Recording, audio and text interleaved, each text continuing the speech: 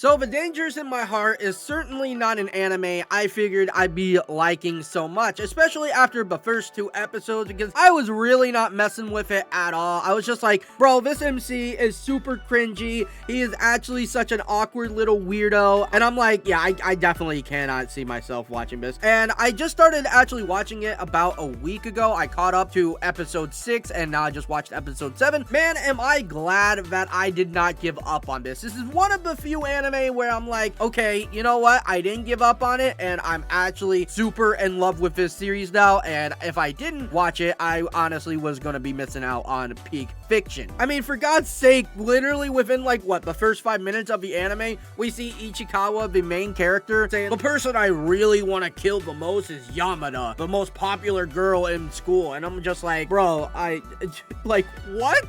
What is this guy? Yeah, he did say some crazy shit like that. Might be a little bit socially awkward, but he's not like hated by his classmates. Some of them actually do talk to him. Nobody really treats him necessarily badly. It's not like he can't talk to people at all. And it's not like everybody just hates him anyway. As the story goes, he actually starts having these feelings for Yamada, and he's like, oh wait, I don't actually want to rest and pepperoni her. I actually low-key like her. And I'm like, oh man, dude, this is going to be a good romance. But as the episodes have been going on, I just really love the interactions between Yamada and Ichikawa. I didn't really like how he was really weird at first, but now he's really growing on me as an MC. And I really love his inner monologue. It's absolutely great because he'll do stuff to help Yamada without even really thinking. And then like 5 seconds later, he's like, bro, why am I doing this? Like, why am I putting myself in this situation to help her? It's like, bro, what am I doing? But he just can't help it. His feelings are just too powerful for Yamada. On episodes like 4 or 5 or something like that, or maybe it was 5 or 6, she even starts to realize that,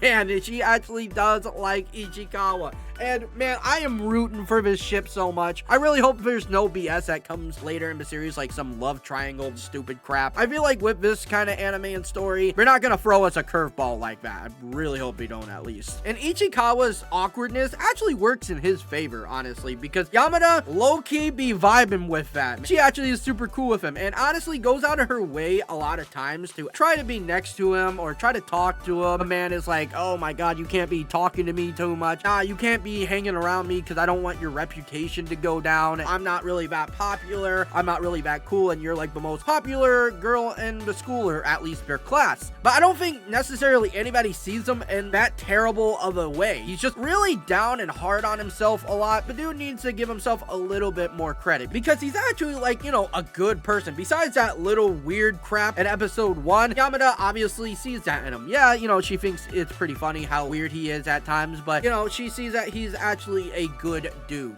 And in episode 6, this is where it really started hitting me that they low-key could be a couple by the end of the season. If not, maybe in season 2 if we get it, because episode 6, they do get separated from their classmates in the school trip, and Yamada is obviously on the bus with Ichikawa to get back to their group, and she starts hugging Ichikawa's backpack and getting a little bit closer to him. She started talking to him about how a couple of their classmates might be going out and how in elementary school people were holding hands together, and she was like, you know what? I think that might be fun to keep in secret though. And I'm like, ooh, man, dude, it actually might go out soon and keep it low key. But at the same time, are they going to tell other people when they eventually go out? Is she going to be cool with letting other people know? Or is she going to be like, nah, you're right. I can't really tell other people at the moment. Maybe because, yeah, it might hurt her image possibly, or for other reasons. But I feel like as much as she's around him to begin with, I mean, most people don't really kind of see that too often, but I don't know, man. She takes the risk of like being around him constantly. She might actually be cool with other people knowing that they're going out.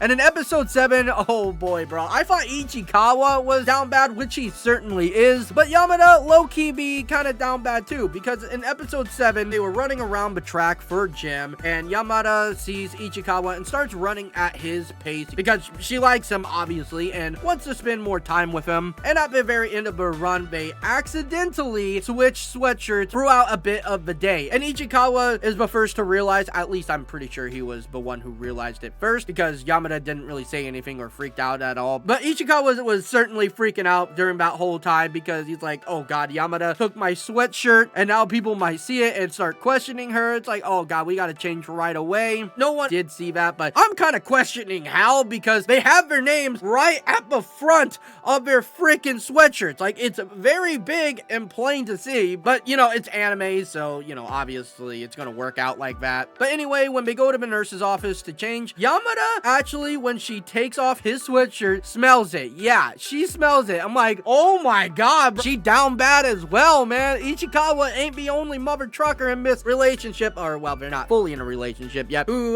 yeah, down bad a little bit. And she almost really messed up because she had some rice on her freaking cheek, and it actually got on his sweatshirt, and he realized that, and he's like, what? There's, rice on my sweatshirt, and she was freaking out. She was like, oh, no, and she got it off the topic real quick, and I'm actually kind of surprised that he didn't really come to the conclusion, because usually he does overthink a lot, but nope, she was covered, and I'm just like, damn, girl, you are lucky. You are really lucky. And in this scene on episode 7, good lordy, bro, I know it was just a miscommunication, but damn, bro, oh god, it got me in my feels, I'm not gonna lie. So their teacher tells them to change seats pretty much through lottery, because they grab a sheet of paper that tells them where to go in this box, and they're obviously not allowed to see, and Ichikawa, of course, gets to sit next to Yamada. Although it was actually kind of surprising to me how they weren't sitting next to each other to begin with, but anyways, now they are sitting next to each other. But it didn't go as he was hoping for and praying to God for, because they didn't actually end up sitting right next to each other. She was actually sitting right in front of him, and that actually did make it kind of a problem for him because,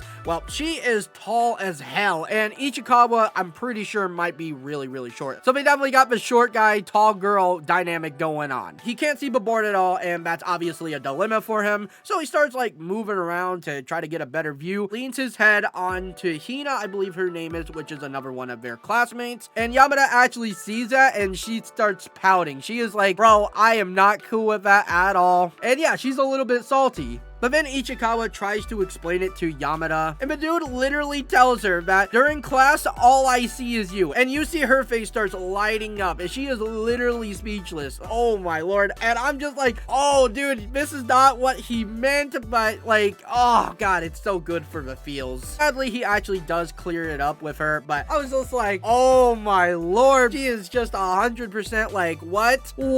Oh, that is so romantic. And then it's like, oh, no, it's not staying like that, sadly. But yeah, man, it is just getting so close, I feel like, to them actually being a couple, and I am all for it. This might be one of the best ships in the season, 100%. If you watched the first 2 episodes and you were like, nah, man, this is trash, I'm not gonna watch this, it's too cringy for me, I promise you, it does get better, and I will say, this is absolutely worth the watch. Easy 7 out of 10, possibly an 8. We'll just have to see how it goes through the rest of the season and how it ends. So yeah, I hope you guys did enjoy the video, and if you did, if you guys wouldn't mind leaving a like and consider subscribing, I would really appreciate that. I hope you all have a fantastic day, night, evening, morning, whatever the hell time it is for you. Thank you all so much for watching, and I'll see you guys next time.